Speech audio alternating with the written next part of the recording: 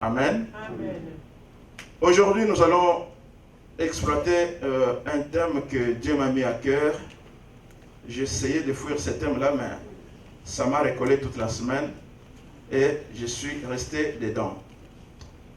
Nous allons parler des piliers de la foi chrétienne. Amen. Le sujet de ce matin, c'est les piliers de la foi chrétienne. Papa Alpha, est-ce que tu peux m'apporter juste une chaise qui est détachée?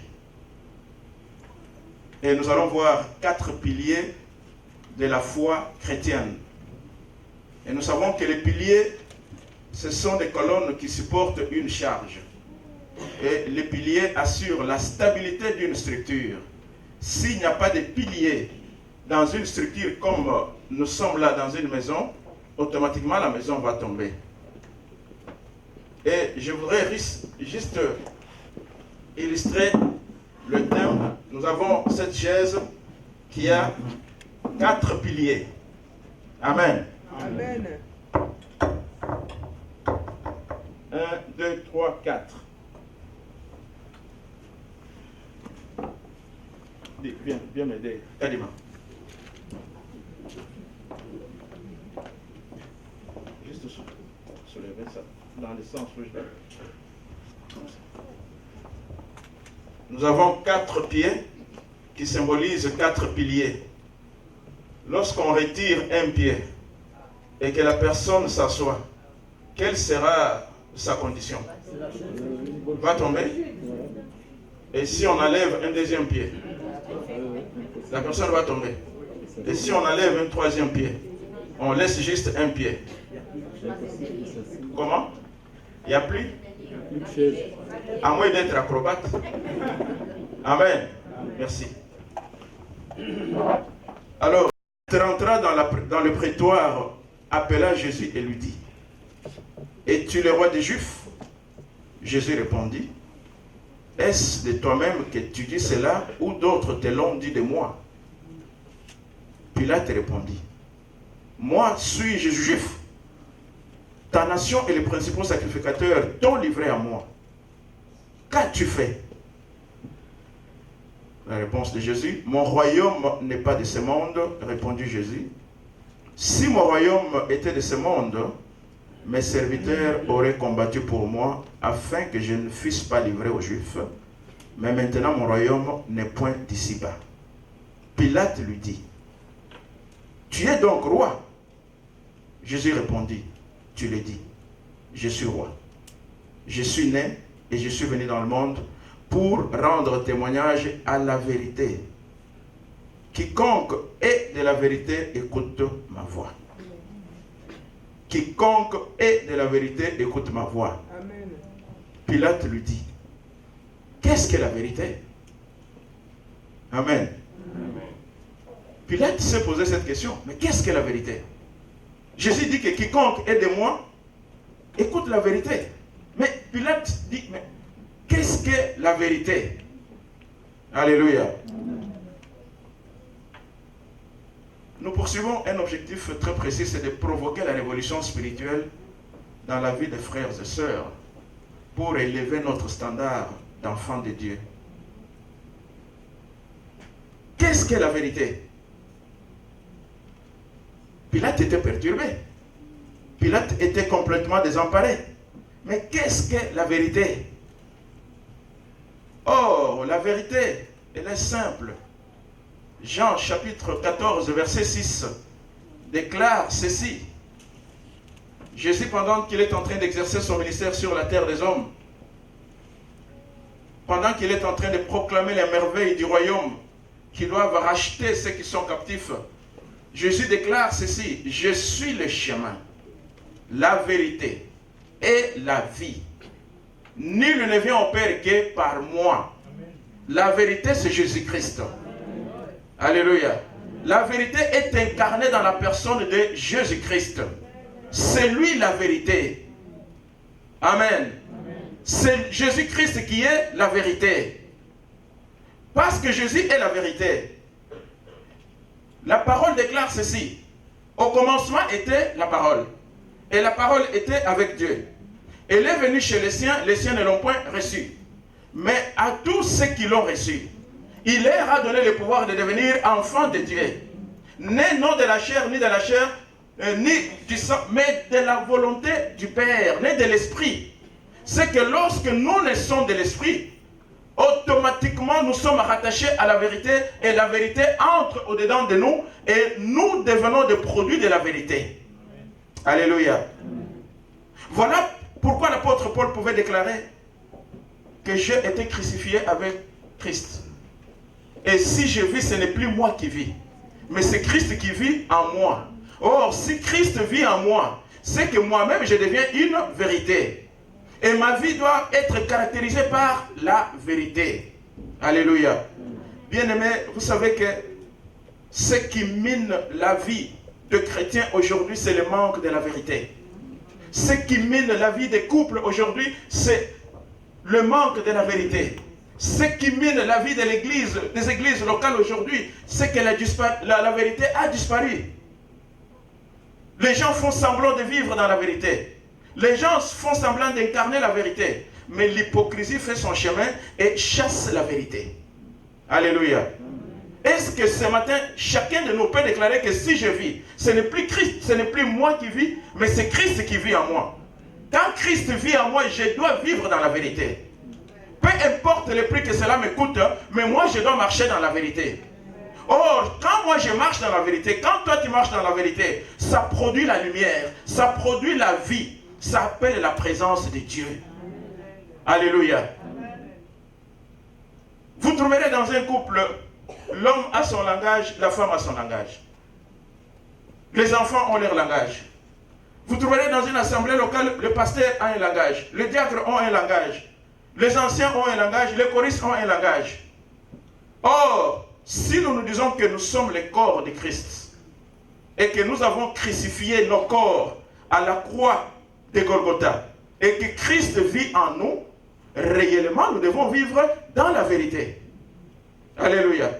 Éphésiens chapitre 4 verset 15 nous dit ceci. Mais que professant la vérité dans la charité, nous croissons à tous égards en celui qui est le chef, Christ. Amen. Professant la vérité dans la charité. C'est que si je vis dans la vérité, je marche dans la vérité, je déclare la vérité, mes lèvres proclament la vérité, cela m'assure la croissance spirituelle. Parce que la vérité ne cohabite pas avec les mensonges. La vérité ne cohabite pas avec les ténèbres. Mais lorsque je suis dans la vérité, c'est que ma vie est ponctuée de lumière. Ma vie assure une certaine croissance qui précipite la gloire de Dieu au quotidien et à chaque minute de ma vie. Alléluia. Bien-aimés, mais comment devons-nous vivre dans la vérité? Éphésiens 4, 25 dit ceci. C'est pourquoi renoncez aux mensonges et que chacun de vous parle selon la vérité à son prochain, car nous sommes membres les uns des autres. Amen. Que chacun parle à son prochain selon la vérité. Si je vais parler à maman Louise Moukanya et que nous sommes en train de nous entretenir sur un sujet, que le Saint-Esprit m'aide à déclarer que la vérité. Parce que si je communique le mensonge, j'approche le diable dans ma vie et je lui communique le venin du diable. Si elle n'est pas attentive, nous approchons le diable dans le décor et entre-temps, nous levons nos yeux pour l'homme plutôt pour dire que Dieu est bon, mais après avoir déclaré le mensonge. Or, le mensonge mine la vie des chrétiens. Le mensonge détruit les couples. Le mensonge détruit l'église. Christ est vérité. Quand je parle à mon frère, je dois lui parler selon la vérité. Et je dois aider mon frère, ma soeur doit m'aider à ce que nous soyons tous dans la vérité, parce que lorsque nous sommes dans la vérité, le diable fuit loin de nous. Amen. Vous savez que lorsque vous allez dans le monde politique, vous avez un président de la République qui est entouré de collaborateurs. Il y a un ministre à l'époque chez nous, lorsque le président l'appelle du pays, en Belgique où il était, il s'entretient avec lui. Il lui communique sa façon de gouverner. Et il lui dit un mot. Si tu oses me trahir, tu seras un gibet de potence. C'est-à-dire qu'on va te pendre. Et le ministre a tremblé, il a commencé à transpirer. Il dit, le seul instant que j'apprendrai que tu m'as trahi, la tête sera coupée. Alléluia. Et nous voyons ça dans la Bible. À chaque fois que nous nous écartons de la vérité, nous sommes en train de trahir le Saint-Esprit. Et la conséquence, c'est la mort spirituelle. Nous voyons à l'église primitive les apôtres qui s'adressent aux membres de l'église.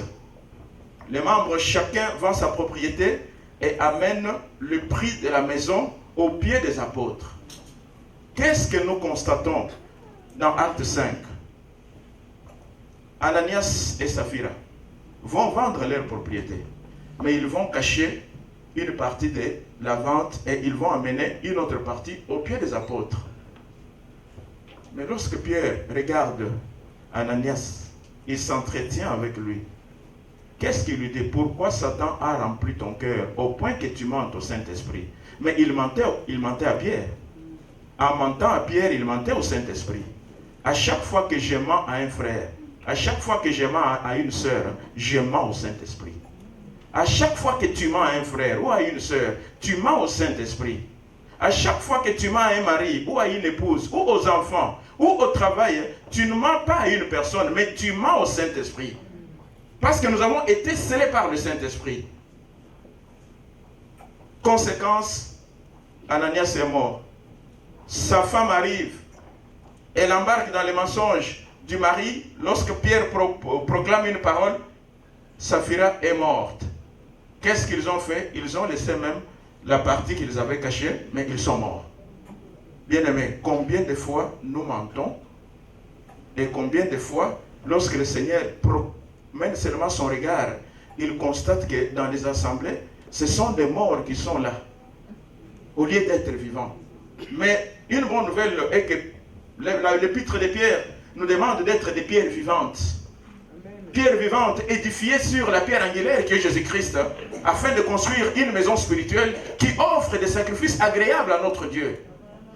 Qui séjournera sur la tente de l'Éternel? C'est lui qui dit la vérité dans son cœur. Pas celui qui dit la vérité avec les lèvres, mais dans son cœur, il a autre chose. Tu dis la vérité dans ton cœur. Peu importe le prix que cela va te coûter, mais tu seras agréable à Dieu. Ne cherchez pas de plaire aux hommes pendant que tu te plais à Dieu. Cherchons à plaire à notre Dieu bien-aimé. Nous voulons une église puissante. Nous voulons une église épanouie. Nous voulons une église qui doit rencontrer la vision que Dieu nous a donnée. Marchons dans la vérité. Vivons dans la vérité. Peu importe le prix que cela nous coûte, mais appuyons-nous sur Jésus-Christ qui est la vérité et nous-mêmes soyons des produits de la vérité. D'abord dans nos maisons. D'abord chacun dans sa vie individuelle. Dans sa vie de couple, dans sa vie de famille, dans la vie ministérielle, alors l'église sera embrasée par le feu du Saint-Esprit à cause de la vérité. Parce que la vérité qui laisse couler la gloire de Dieu dans la vie des gens. Amen. Amen. La vérité, c'est le fondement même de l'édifice. L'édifice chrétien. La vérité, c'est le fondement de l'édifice chrétien. C'est la doctrine des apôtres et des prophètes. C'est la révélation de la personne de Jésus-Christ. Et j'encourage l'église ce matin, bien-aimés, si autrefois nous nous sommes écartés de la vérité et que la vérité a disparu dans nos vies, ce matin que le Seigneur nous touche, nous ramène encore sur le chemin de la vérité pour que réellement la gloire soit vécue dans nos vies, soit vécue dans nos maisons et soit vécue dans son église. Amen. Amen. Le deuxième pilier, c'est l'amour. L'amour, c'est la sœur jumelle de la vérité. Et pour que la vérité rencontre l'intention divine, elle doit être accompagnée par l'amour. Ce sont des sœurs jumelles. Alléluia. L'amour est différent de l'affection naturelle. Est-ce qu'on se comprend? L'amour est différent de l'affection naturelle. L'affection naturelle, si elle est rattachée à l'amour divin, alors ça devient un véritable amour. Mais l'affection naturelle n'est pas l'amour. Parce que l'affection naturelle, je peux déclarer à ma fille Yanto ici que je t'aime. Ma fille, je t'aime. l'affection naturelle. Parce que c'est ma fille. Mais dès qu'elle me déçoit, automatiquement, je vais dire, tu n'écoutes pas. Hein? Tu n'écoutes pas. Tu marches comme tes tantes. Regarde là, tu n'as pas de bonnes notes. Comme autrefois au pays, lorsque l'enfant échoue, donc il ressemble aux oncles. Mais lorsqu'il a des notes élevées, c'est mon fils. Alléluia. Amen. Non, ce n'est pas seulement dans le coutume des hommes, même Dieu lui-même. Un jour, il dit à Moïse, il dit, ton peuple que tu as fait sortir d'Égypte a péché. Moïse dit, moi je n'ai pas un peuple. C'est ton peuple à toi. Il dit, non, c'est ton peuple. Pourquoi Dieu dit cela? Il dit, mon peuple doit être un peuple qui me ressemble. Mais lorsqu'il s'écarte de me voir, il n'est plus mon peuple. Il est ton peuple à toi, Moïse, parce que tu es comme eux. Alléluia. Amen. Alléluia. Dans l'affection naturelle, il y a les émotions et les sentiments. C'est là que des fois, tu vois de jeunes gens qui commencent avec ce qu'on appelle ici coup de foudre. Des fois, ça fait mieux. Mais examinez après 5 ans. Après 15 ans. Vous apprendrez, comme l'autre qui a égorgé ses enfants, pour dire que je vais faire mal à ma femme. Écoutez, ce sont des innocents. Si elle ne t'aime plus, laissez-la partir. Tu ne peux pas te trouver une autre. Elle a décidé de partir. Laisse-la partir. Comment tu vas égorger des innocents? Mais regardez leur vie au départ. Coup de foudre. C'est l'affection naturelle. Émotion et sentiment. Alléluia. Dans l'affection naturelle, il y a l'hypocrisie. Donc je viens avec mes intérêts, toi aussi tu viens avec tes intérêts. C'est l'affection naturelle. J'ai mon salaire, ne cherche même pas à savoir combien je gagne. J'ai mon compte en banque, tu as aussi ton compte. Toi tu payes les loyers, moi je m'occupe de la nourriture. Affection naturelle. Alléluia. Alléluia. Mais l'amour, selon la parole de Dieu, la définition de l'amour, c'est quoi? L'amour, c'est donner. La Bible nous apprend très clairement que Dieu a tant aimé le monde et il a fait quoi? Il a donné. Il a fait quoi? Il a donné son fils. C'est ce que vous avez chanté ici, non? Amen. Il a donné à la croix de Golgotha. Il a payé. Mais pour payer, qu'est-ce que Dieu a fait? Il a donné. Il a donné. L'amour, c'est donner. Amen. Et tu donnes sans intérêt, de manière désintéressée. Alléluia. Je donne de manière désintéressée. Je donne et je n'attends pas le retour de quoi que ce soit. C'est ça l'amour. Lisons dans Ephésiens 4, toujours, verset 16. C'est de lui et grâce à tous les liens de son assistance que tous les corps, bien coordonnés et formant un solide assemblage, tire son accroissement selon la force qui convient à chacune de ses parties et s'édifie lui-même dans la charité. Amen. Amen. Mais il y a l'amour vertical et il y a l'amour horizontal. L'amour vertical, c'est l'amour envers Dieu. Alléluia. L'amour envers Dieu. Qu'est-ce que la Bible nous dit dans Deutéronome chapitre 6, verset 4 à 9? Deutéronome 6, verset 4 à 9. La Bible dit ceci. Écoute Israël, l'Éternel notre Dieu est le seul Dieu. 5, 6 jusqu'à 9. Tu aimeras l'Éternel ton Dieu de tout ton cœur, de toute ton âme et de toute ta force. Tu aimeras l'Éternel de tout ton cœur, de toute ton âme et de toute ta force. Et ces commandements que je te donne aujourd'hui seront dans ton cœur. Tu les inculqueras à tes enfants et tu en parleras quand tu seras dans ta maison, quand tu iras en voyage, quand tu te coucheras et quand tu te lèveras. Tu les lieras comme un signe sur tes mains et ils seront comme des frontaux entre tes yeux. Tu les écriras sur les poteaux de ta maison et sur tes portes. Tu aimeras l'Éternel de tout ton cœur. Et ces commandements, tu les lieras dans ton cœur. Tu les écriras sur les poteaux de ta maison et sur tes portes. Ça, c'est l'amour envers Dieu.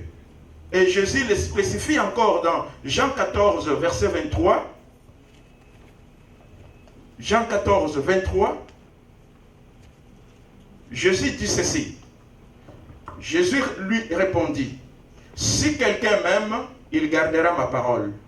Et mon Père l'aimera, nous viendrons à lui et nous ferons notre demeure chez lui. Si quelqu'un m'aime. Il parle bien au conditionnel. Parce qu'on peut déclarer qu'on aime Dieu, mais on ne fait pas la volonté de Dieu. Or, la volonté de Dieu, c'est la mise en pratique de sa parole. Quand je ne mets pas la parole de Dieu en pratique, je ne l'aime pas. Or, c'est l'amour vertical. Mais Dieu t'a créé, il m'a créé. Il nous a donné la vie. Il a même sacrifié son Fils pour nous tirer des ténèbres à sa resplendissante lumière. C'est que je dois m'aimer de tout mon cœur, tout en sachant que ma trajectoire sur la terre a une fin. Et au-delà de cette fin, une vie éternelle m'est accordée. Donc je dois aimer Dieu. Ça, c'est l'amour vertical.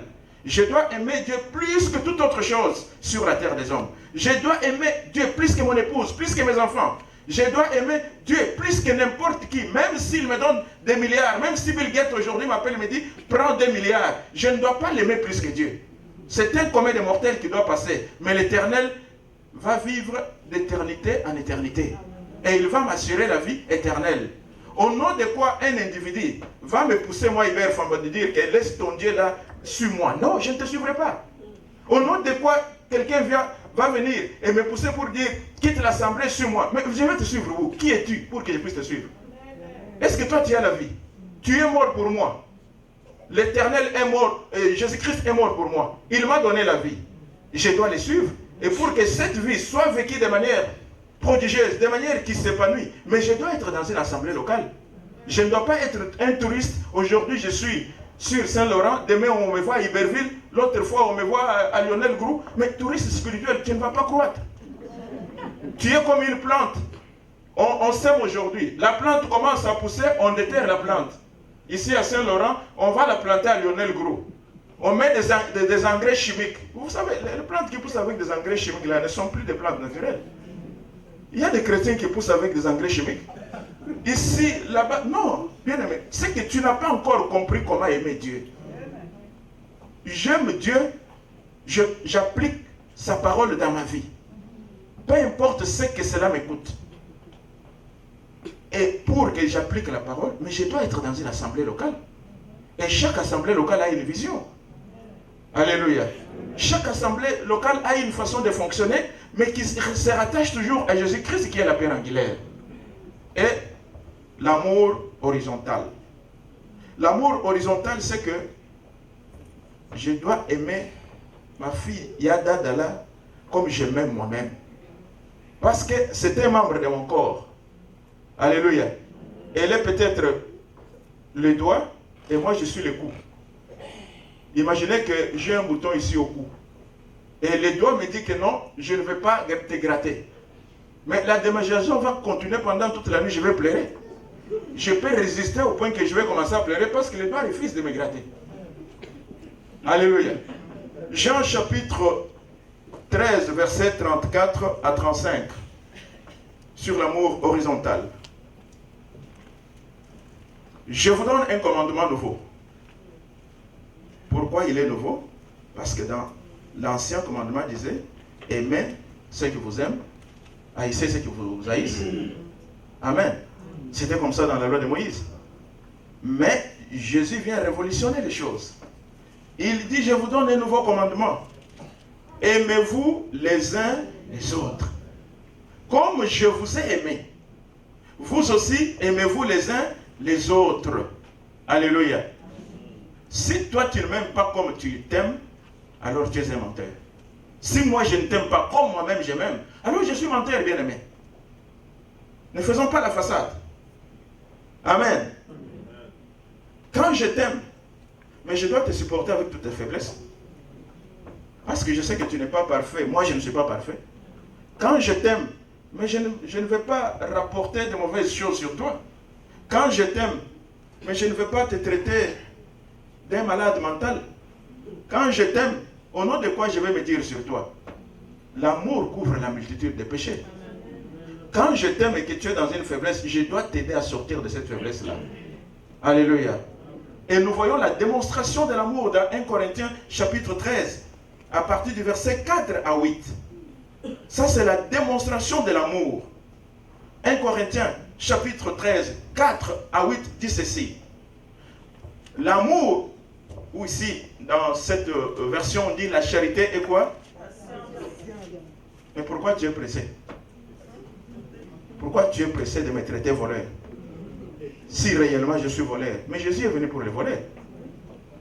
Tu dois m'aider à sortir de mon vol, de mon état de vol. Parce que si tu ne m'aides pas, c'est que tu laisses l'autorité au diable. Or, toi, tu dis que tu as la puissance de Jésus-Christ. Tu as la puissance du Saint-Esprit. Mais moi, je suis voleur. Mais tu ne m'aides pas à sortir de ce vol. C'est que réellement, Jésus ne vit pas en toi. Amen. Amen. La patience. L'amour est patient. L'amour est plein de bonté.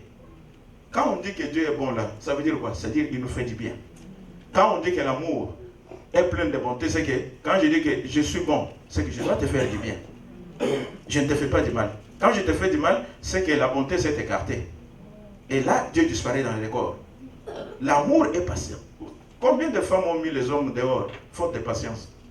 Combien d'hommes ont mis leurs épouses dehors, faute de patience? Vous savez, il y a une maman au Congo, le mari était directeur de la banque, à l'époque banque du Zaïre. C'était à la cour d'échange. C'est-à-dire toutes les devises, c'est ce monsieur-là, il les manipulait comme, c'est pas comme des billets de poids là. Ce monsieur-là pouvait venir en Belgique, week-end, il vient un jeudi, il rentre lundi matin. Il manipulait des billets plus que des ministres. Mais il avait une épouse. Sa femme s'est convertie. Il a donné la permission à la femme. Tu peux aller à ton église là comme tu veux. Mais lui, ne mettait pas les pieds. Mercedes, des villas à ma campagne. Un monsieur bien nanti. Un jour, il chasse la femme du palais. Il dit, tu vas aller occuper la boyerie. La boyerie, c'est... Un cabanon un peu plus... Cabanon. L'épouse va dans les cabanons. Mais l'épouse n'a pas abandonné la prière. Et l'épouse n'a pas abandonné les tâches domestiques. Elle sort du cabanon, elle prépare, elle apprête à manger. Quand le monsieur vient, elle sert, elle sort, elle va dans les cabanons, elle va à la prière, elle revient le soir, elle fait toutes les tâches. Après, elle va dormir dans les cabanons. Le monsieur, il fait ce qu'ils appellent sa belle vie. Des concubines gauche-droite, de toutes les couleurs, de toutes les tailles, de tous les âges. Un jour, le monsieur va pousser l'accélérateur plus loin. Il va amener une prostituée dans la maison. Et quand il entre avec la prostituée, la dame de la maison sort de son cabanon, elle entre, elle salue le monsieur, elle salue madame. Madame, bonjour. Elle apprête la table, elle invite monsieur et madame à la table, ils mangent. Ah, dès qu'elle finisse, la dame dit, ce n'est pas une science-fiction là, c'est quelque chose de qui. Elle le débarrasse, elle apprête un thé, elle apprête la douche, elle va sortir de pyjama et elle donne à la prostituée. Voilà la salle de bain. La prostituée se lave, le mari se lave. Elle indique la chambre à la prostituée. Elle sort, elle va dans son cabanon, elle fléchit les genoux. Seigneur, touche mon mari, délivre mon mari, pardonne mon mari de tout ce qu'il fait. Alléluia. Amen. Le matin, elle se réveille. Elle apprête le petit déjeuner. Elle réveille monsieur et madame. Le petit déjeuner est servi. Il mange. Elle le débarrasse. Elle conduit encore la dame. Elle se lève. Dès que tout est fini, la prostituée s'assoit. Elle regarde le mari. Elle dit, mais qui est cette femme qui a pris soin de moi depuis hier jusqu'à aujourd'hui? Oh non, elle est dingue. Oh, laissez cette dingue là, il y a une vis qui est débranchée là. Mais dis-moi, qui est cette dame? Quand la prostituée regarde la dame, elle est belle. Elle a de l'allure, une femme qui a étudié. Elle a toutes les qualités. Elle se regarde, elle dit non. Une bonne. Si elle était une bonne, ce monsieur aurait déjà tombé sur celle-ci. Dis non, dis-moi la vérité. Oh, mais tu sais, c'était ma femme. Je l'ai. Hein? Ta femme? Maman, où est-ce que tu pries? Oui, j'ai pris tel endroit. Il dit, ah, vous savez, en lingala, ça s'explique. Ah, Pinope Mibali. Vous les hommes là, vous cherchez quoi? Tu as une femme comme ça et tu viens me chercher. Elle s'est inclinée, elle a demandé pardon à cette femme-là. Amène-moi dans ton église. Le mari a commencé à pleurer, elle a pardonné. Le mari s'est attaché à la femme, église. La prostituée, église. Yo, ne viens plus chez moi. Aujourd'hui, je deviens chrétien. Le pasteur les a baptisés, la prostituée est restée à distance. Le monsieur a continué la vie avec la femme. C'est ça l'amour. Mais si c'était toi,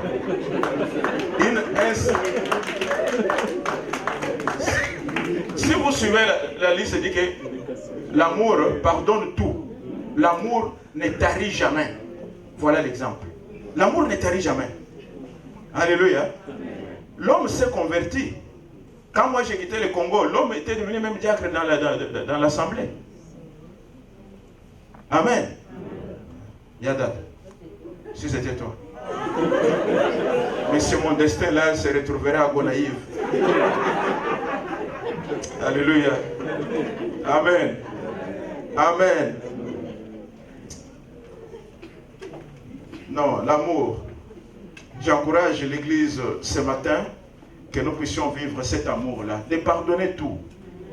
Quelqu'un qui pardonne ne revient plus sur ce qui est passé. Ésaïe 43, 18 dit que ne pensez plus aux événements passés et ne considérez plus ce qui est ancien. Est-ce que je peux blesser mon frère Alex? Mais je vais le blesser. Parfois, involontairement. Je peux le blesser et je vais le blesser. Parce qu'on travaille ensemble, il va m'arriver de le blesser, de marcher sur lui. Et alors, là, Alex va se tenir debout pour dire, mais ça, c'est quel pasteur? Non, prie pour moi. Je suis fait de chair comme toi. Amen. Ça peut m'arriver de me tromper. Amen. Mais si tu te lèves, tu commences à me condamner, à m'insulter, tu as donné l'occasion au diable. Et l'atmosphère va se polluer et l'Église va connaître des problèmes. Quittons l'affection naturelle, quittons les condamnations, supportons-nous. Ne nous vantons pas pour dire que non, moi, comme on dit en lingala, non. Si toi, tu as déjà atteint les sommets, mais moi, je me débrouille encore. Aide-moi dans ma débrouillardise là, pour que je puisse atteindre les niveaux que toi tu as atteint. C'est ça l'amour. Amen. Amen. Que Dieu nous aide, que nous puissions vivre l'amour divin et quitter l'étape de l'affection naturelle, parce que l'affection naturelle n'est basée que sur l'hypocrisie. Troisième élément, c'est l'unité. L'unité, c'est quoi? L'unité, c'est juste l'amour plus la vérité qui engendre l'unité. La vérité plus l'amour produit... La vérité plus l'amour engendre plutôt l'unité. C'est ce que j'étais en train de dire. Vous savez, aujourd'hui, lorsque vous regardez le monde, il y a des fusions des grandes sociétés qui doivent devenir compétitives pour être bien stables sur les marchés du travail ou les marchés de la production. Mais la fusion là est basée sur les profits. Amen. Il n'y a rien d'amour dedans. Intérêt et profit. Mais nous, en tant qu'enfants de Dieu, lorsque nous nous unissons, nous devons nous unir et mettre à côté tout intérêt et tout profit. Nous nous unissons pour bâtir une œuvre stable. Nous nous unissons pour avoir une église épanouie. Nous nous unissons pour conquérir ceux qui sont encore sous la pollution des puissances infernales. Vous savez, lorsque nous lisons dans Genèse, ceux qui ont construit la tour de Babel, lorsque ces gens ont commencé à construire, ils avaient un seul langage. Ils avaient une même pensée et ils avaient un seul objectif. Nous bâtissons la tour dont le sommet va toucher le ciel. Et l'entreprise prospérait d'une manière étonnante. Au point qu'à un certain niveau, Dieu s'est inquiété. Amen. Les hommes qu'il a créés, qui bâtissent une œuvre, et Dieu dit, à cette allure-là, ils vont atteindre leur objectif.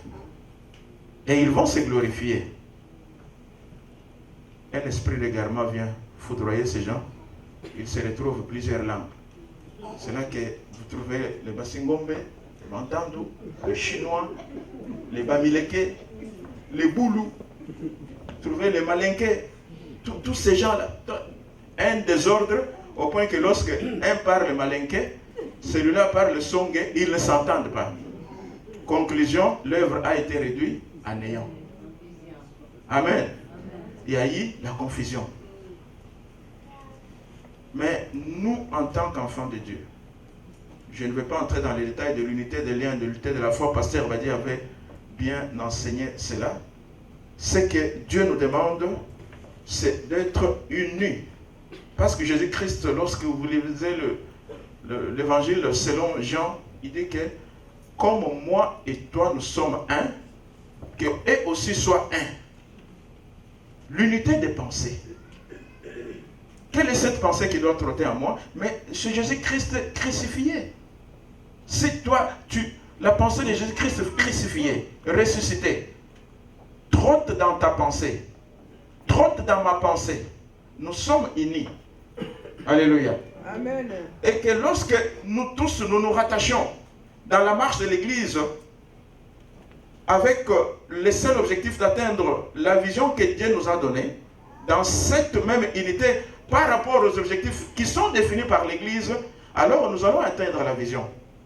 Mais si toi tu te dis que non, moi je ne participe pas dans cette activité, ça ne me concerne pas. Moi je suis du protocole, la louange, je ne vais pas dans cette activité. Ou je décourage ceux qui sont dans l'autre ministère. Qu'est-ce que ça va amener? Ça va amener la confusion, ça va amener le blocage. Alléluia. Verset 13 d'Éphésiens 4 nous dit ceci. Jusqu'à ce que nous soyons tous parvenus à l'unité de la foi et de la connaissance du Fils de Dieu, à l'état d'homme fait, à la mesure de la stature parfaite de Christ. Et Jean 17, 21 nous dit également quelque chose qui touche à l'unité. Jean 17, 21 nous dit ceci. Jésus lui répondit, j'ai fait une œuvre et vous en êtes tous étonnés. Verset 23. Jean 17, 23. Moi en eux et toi en moi, afin qu'ils soient parfaitement un. Alléluia. Qu'ils soient parfaitement, pas partiellement, mais parfaitement un. Et que le monde connaisse que tu m'as envoyé et que tu les as aimés comme tu m'as aimé. Amen. Amen. Amen. Mais si nous marchons dans l'unité, c'est que nous nous serrons les coudes. Nous nous attachons comme 1 + 1 = 2. Et là, l'unité fait trembler l'enfer. L'unité réduit les puissances infernales à néant. L'unité élève la stature de Christ au milieu de nous. L'unité favorise l'épanouissement de l'œuvre de Dieu. Amen. Frères et sœurs, ce matin, nous pouvons prendre l'engagement de marcher dans l'unité. De ne pas mettre de côté un frère ou une sœur, mais de comprendre que sans ce frère-là, l'œuvre est paralysée. Sans cette sœur-là, l'œuvre est paralysée. Mais avec mon frère, avec ma sœur, nous nous tenons comme une armée victorieuse et nous allons de l'avant. Amen. Amen. Je termine cet enseignement avec le 4e pilier qui est la sainteté. Éphésiens 4, verset 24 nous dit ceci. Et à revêtir l'homme nouveau créé selon Dieu dans une justice et une sainteté que produit la vérité. Vérité plus amour produit la sainteté. La sainteté, c'est juste la séparation avec le mal. La séparation avec le péché. C'est ce qui produit la sainteté. Parce que la sainteté, c'est un des attributs divins. Dieu est saint. Il est tellement saint que même les séraphins, qui sont des anges enflammés de sainteté, ne peuvent pas le regarder. Ils se couvrent des ailes. Parce qu'ils ne peuvent pas regarder la sainteté de Dieu. C'est-à-dire, et comme Dieu est saint, lorsqu'il choisit un peuple, Israël, qu'est-ce qu'il dit? soyez saints comme moi-même, votre Père, je suis saint.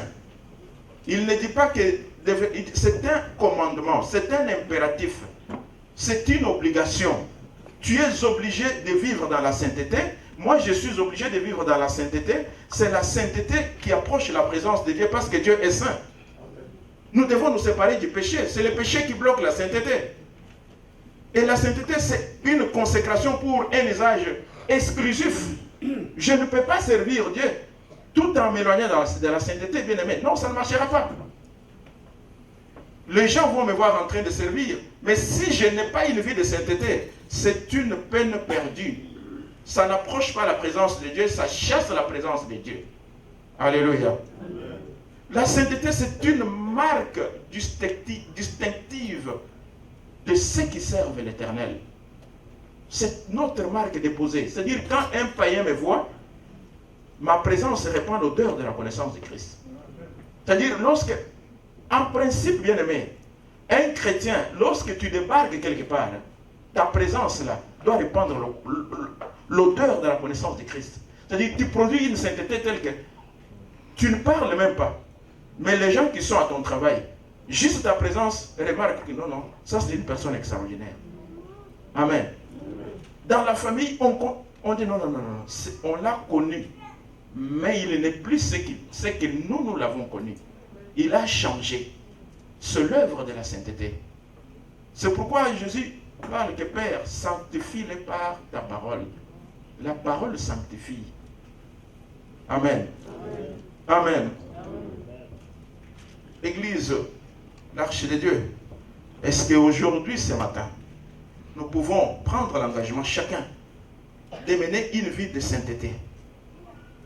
C'est-à-dire de nous séparer du péché, de nous séparer du mal. Et je voudrais vous énumérer une liste de choses qui minent parfois notre vie et qui empêchent que Dieu puisse se manifester puissamment. Lisons dans Ephésiens 4, à partir du verset 25. Et je demande à l'Assemblée de se tenir debout, chacun avec sa Bible. Nous lisons ensemble. Et nous prenons l'engagement d'éliminer ces choses-là. Et lorsque nous les éliminons, nous approchons la lumière de Dieu parce que nous sommes des enfants de lumière. À partir du verset 25, Ephésiens 4, nous lisons ensemble. C'est pourquoi renoncer au mensonge. Arrêtons-nous. C'est pourquoi renoncer au mensonge. On y va. Et que chacun de vous parle selon la vérité à son prochain. Car nous sommes membres les uns des autres. Verset 26. Si vous montez en colère, ne péchez point, que le soleil ne se couche pas sur votre colère. Désormais, est-ce que je peux me mettre en colère? Oui, je vais me mettre en colère. Ça peut venir. Mais si je me mets en colère, que le soleil ne se couche pas, que je rencontre mon frère et ma soeur, que je demande pardon. On poursuit. Ne donnez pas au diable. Verset 28. Que celui qui dérobe ne dérobe plus, mais plutôt qu'il travaille en faisant de ses mains ce qui est bien, pour avoir de quoi donner à celui qui est dans le besoin. On continue. Qu'il ne sorte de votre bouche aucune parole mauvaise, mais s'il y a lieu, quelques bonnes paroles qui servent à l'édification et communiquent une grâce à ceux qui l'entendent. 30. L'Esprit de Dieu, par lequel vous avez été scellés pour le jour de la rédemption. 31. Que toute amertume, toute animosité, toute colère, toute clameur, toute calomnie et toute espèce de méchanceté disparaissent du milieu de vous. 32. Soyez bons les uns envers les autres, compatissants, vous pardonnant réciproquement, comme Dieu vous a pardonné en Christ. Vous pouvez vous asseoir. Et que Dieu nous fasse grâce d'éliminer cette liste qui bloquent l'effusion du Saint-Esprit, qui bloquent l'épanouissement personnel, qui bloquent l'épanouissement des familles, qui bloquent l'épanouissement de l'Église. On renonce au mensonge, on renonce à la colère, on renonce à l'animosité, on renonce au vol, on renonce aux calomnies, toute espèce de méchanceté. Et on clôture pour être bons les uns envers les autres. Bien-aimés, qu'est-ce que j'ai dit? J'ai dit de la part du Seigneur à l'Église ce matin, selon le mandat qui m'a été donné, que nous devons observer les 4 piliers. Et les 4 piliers sont interdépendants et intimement liés. Si un pilier est mis de côté, l'Église ne va pas bien marcher. Et cela, c'est la responsabilité individuelle d'abord de chacun de nous. Si un des piliers est mis de côté, ma vie spirituelle ne peut pas s'épanouir. Si un des piliers est mis de côté, si deux piliers sont mis de côté, si 3 sont mis de côté, la vie spirituelle ne peut pas s'épanouir, l'Église ne peut pas s'épanouir. Les 4 piliers sont interdépendants et les 4 piliers se soutiennent l'un avec l'autre. Et lorsque nous observons et que nous pratiquons ces 4 piliers, bien-aimés, nous allons voir la gloire de Dieu et nous allons voir comment le Seigneur va nous bénir. Mettons-nous tous ensemble, mettons-nous debout ensemble et nous allons prier.